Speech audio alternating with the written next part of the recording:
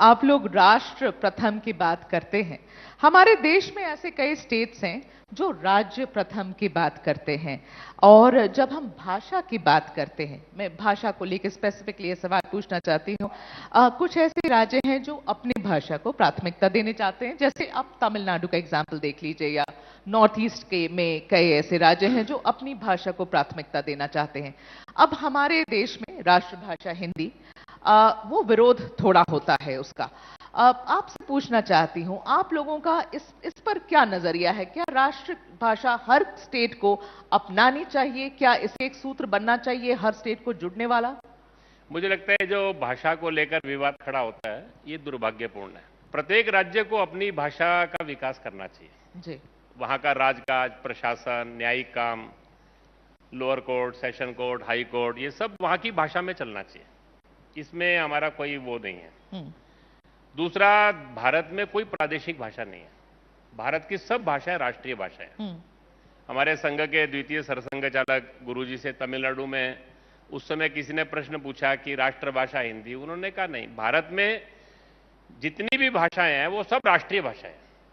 सब भाषाओं में एक ही भाव है, सब में पूरे देश का भाव है। किसी भाषा में भी राज्य का विचार नहीं है, पूरे राष्ट्र का ही विचार है। तो सब भाषाएं जो है, हमारे यहाँ भाषाएं अनेक है, भाव एक है। और सब भाषाएं जो है, इनका उत्थान होना चाहिए।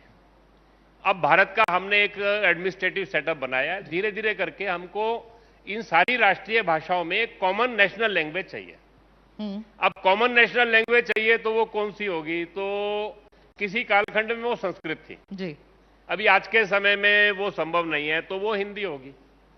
तो एक कॉमन नेशनल लैंग्वेज होगी। अगर आप हिंदी नहीं करेंगे तो कोई ना कोई एक कॉमन नेशनल लैंग्वेज आएगी। वो इंग्लिश आएगी तो कॉमन नेशनल लैंग्वेज नहीं होगी, वो कॉमन फॉरेन लैंग्वेज होगी। वो भारतीय भाषा नहीं हो सकती। तो और दूसरी बात उन्होंने उस समय कहा था कि अगर आप ये कॉमन फॉरेन लैंग्वेज को नेशनल लैंग्वेज बना लेंगे तो आपको अपनी राज्य की भाषाओं का अस्तित्व भी खतरे में पड़ जाएगा जी। आज अब मैं जाता हूं सब राज्यों में, तो हर जगह वहां के स्थानीय, महाराष्ट्र में मराठी मीडियम, तमिलनाडु में तमिल मीडियम जो विद्यालय हैं, बंगाल में बांग्ला भाषी मीडियम, उन विद्यालयों को संकट आ गया क्योंकि सब इंग्लिश मीडियम की ओर प्रवृत्त ये हो रहे हैं। वास्तव के अंदर भारत के अंदर ये जो सारा चला, ये बहुत ही दुर्भाग्यपूर्ण है।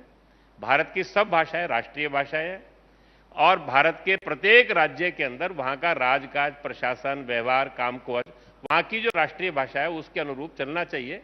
एक धीरे धीरे करके एक कॉमन नेशनल लैंग्वेज के रूप में हिंदी का उत्थान हो, इसको एक स्वाभाविक प्रक्रिया में आने देना चाहिए।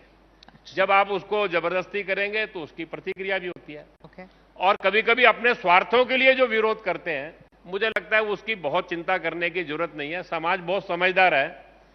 जो लोग जिन राज्यों के अंदर वो विरोध करते हैं, वहां पर आप देखेंगे, तो मैं तमिलनाडु के अंदर गया तो जो वहां पर हिंदी प्रचारणी सभा है, हर साल लाखों लोग वहां पर हिंदी का सर्टिफिकेट कोर्स करते हैं। तो उसके लिए अपने को ज्यादा चिंता करने की आवश्यकता नहीं है।